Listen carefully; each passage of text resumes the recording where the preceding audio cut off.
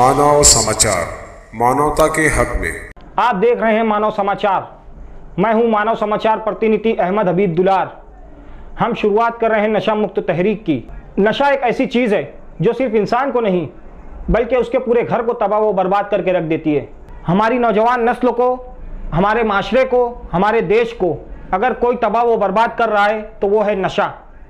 तो आइए हमारे साथ इस नशा मुहिम में बढ़ चढ़कर हिस्सा लीजिए और हमारा हिस्सा बनिए और हमारी मदद कीजिए। जय हिंद।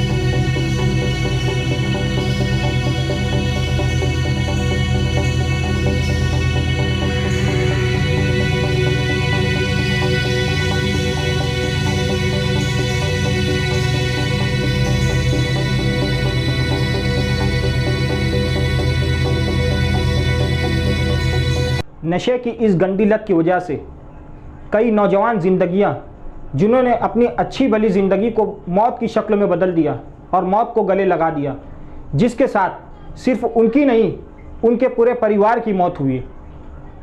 तो आइए जो कई और ज़िंदगियां हैं जो नशे से गुज़र रही हैं, उन ज़िंदगियों को बचाने में और ख़ुद को बचाने में हमारी और ख़ुद की हेल्प कीजिए और इस नशा मुक्त मुहिम में बढ़ चढ़ कर हिस्सा लें और इस देश को बचाएं।